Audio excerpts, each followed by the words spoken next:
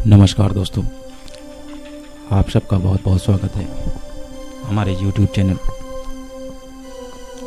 मायाजाल भूत प्रेत में। दोस्तों, मायाजाल भूत प्रेत में आज मैं आपको एक ऐसी डरावनी कहानी बताने जा रहा हूं, लेकिन उससे पहले आपसे रिक्वेस्ट है, अगर आपने हमारा YouTube चैनल सब्सक्राइब नहीं किया है तो प्लीज़ सब्सक्राइब कर लीजिए, ताकि हमारे द्वारा अपडेट की जाने वाली सारी जानकारी आप तक पहुंचती रहे। दोस्तों, यह घटना आज से 12 साल पहले की है। उन दिनों में बिहार के एक छोटे से गांव हसनपुर के अस्पताल में कार्यरत था। एक रात अस्पताल में ज़्यादा मरीज होने की वजह से रात के 12 बज गए थे। उस रात तेज़ बारिश हो रही थी। मैं भीगते भागते अपने घर पहुंचा।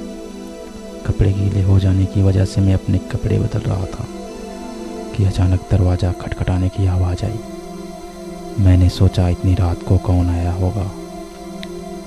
मैंने दरवाज़ा खोला और देखा कि लड़की जो बरसात में भीगी हुई थी रोते हुए कहने लगी, मेरी माँ की तबीयत बहुत ख़राब है, आप जल्दी चलिए नहीं तो वो मर जाए। मैंने उससे कहा कि रात को मैं मरीज नहीं देखता हूँ, सुबह अस्पताल ले आना। मगर वो लड़की जाने को तैयार नहीं थी और रोने गिड़गिड़ाने लगी। उसकी आवाज़ सुनकर मेरी पत्नी को उस लड़की पर दया आ गई और मुझे उसके साथ जाने को कहा। मैंने मन ही मन परेशान होते हुए बाहर आया और अपनी जीप निकाली। सुनसान रास्ते होते हुए वो लड़की मुझे 5-7 किलोमीटर दूर एक दूसरे गांव में ले गई।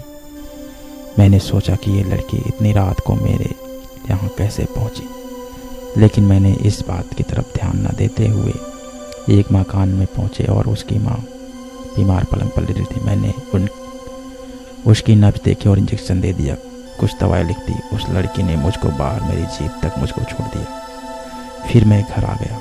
अगली सुबह जब मैं अस्पताल के लिए जाने लगा तो सोचा कि रात वाले मरीज से मिलता जाऊं, थोड़ा सा चक्कर ही पड़ेगा रास्ते में जाने को। ये सोचकर मैं वहाँ गांव पहुँचा। मैं रात को जिस मकान में गया वो उस जगह मुझे नहीं दिखा। मुझे उस जगह पर खंडहर नजर आ रहा था। तो मैं गांव के लोगों से पूछने लगा कि यहाँ एक घर और एक परिवार रहता है। तो लोगों ने हैरानी से देखते हुए कहा कि यह ऐसा कोई घर नहीं है। ये सुनकर मेरे रोंगटे खड़े हो गए। मैं सोचने लगा कि कल रात को जो मेरे साथ हुआ वो क्या था। वहाँ के लोगों ने बताया, ये प्रेत लीला है, सो हर साल किसी एक इंसान के साथ होती है। ये तो गनीमत है कि आप जिंदा बच गए, वरना वो आत्मा आपको जिंदा नहीं छोड़ती। मैं हालांकि भूत प्रेत पे ज़्यादा विश्वास नहीं करता था। जब मैं गांव वालों के साथ उस खंडहर में पहुंचा तो उस खंडहर के बाहर मेरी जीप के पहिए के निशान थे और वो इंजेक्शन और दवा भी वहीं पड़ी थी। मैंने बिना लोगों से और बातें किए फिर घर लौट आया और घर वालों को सारी बात बताई। उसके कुछ दिन बाद मेरा तबादला दूसरे गांव में हो गया।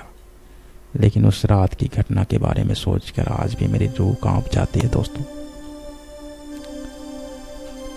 हमें उम्मीद है ये कहानी आपको जरूर पसंद आई होगी।